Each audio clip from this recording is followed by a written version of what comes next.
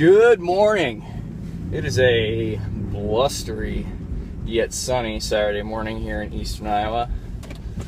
They said it was 34 degrees about 5 minutes ago on my phone, and we should have been heading to a little pistol match this morning, but unfortunately the gentleman who's putting it on came down with a rather serious case of the flu, and he may be watching this at some point, so hope you feel better, buddy.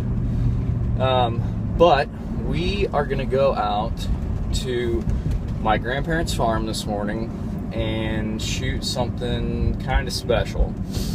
I don't know that I would call it unique necessarily or anything crazy like that, but I think we can all agree that it's something kind of special, and we'll show that once we get out there. So I'm also going to be function testing a Glock 42 that we picked up used at a local sporting goods retailer for my wife, and I always like to function check used firearms, new ones as well, good idea. And then I've got a handful of Glock 42 magazines between her pistol and mine that have variations of pinky extensions and internals that have been replaced for extended magazine capacities that I want to function test as well.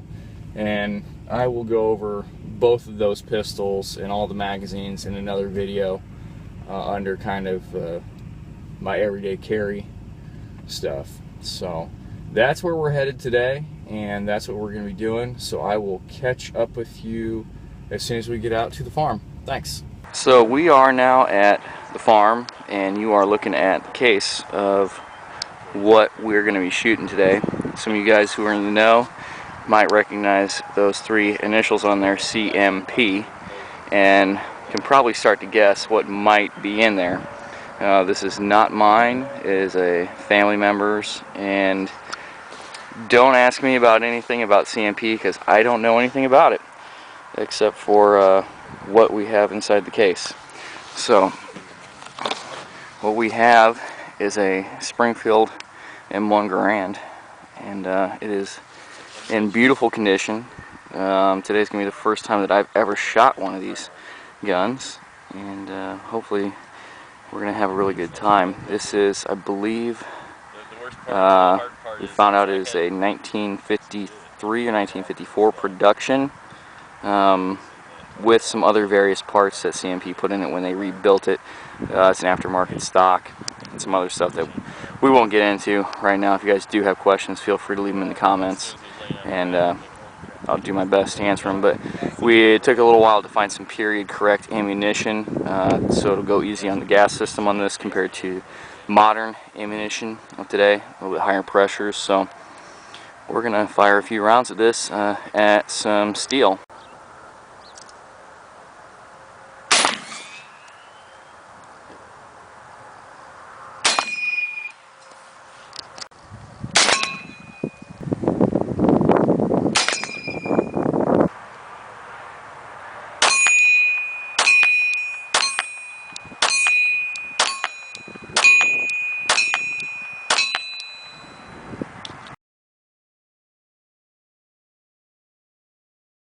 Okay, so I realized that video footage of us shooting was not like the most amazing video footage ever, but you know, ooh, vertebrae there?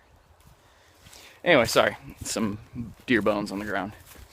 It was kind of windy, and we didn't have a ton of ammunition, and we were kind of in a rush waiting for some family members to get there, and then traveling back home quite a ways.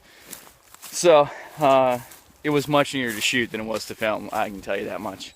And then I didn't film that much of the 42 because honestly I can't imagine most of you caring anything at all about me shooting a 42 at some steel plates. But I am happy to report that both guns function perfectly, and all of the magazines fed well, and I will go over those guns and some of the modifications on that stuff in a later video, like I said. Some of that stuff you all might be interested.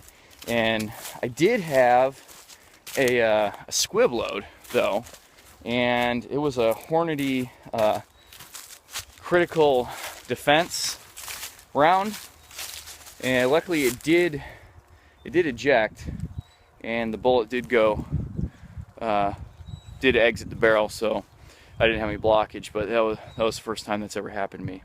So as you can see, I'm standing out in a cornfield again at my grandparents' farm. This is where I bow hunt, and I hadn't been down here in a couple months, and I had a ladder that I needed to grab from off of a tree, and I thought I'd look for some sheds real quick.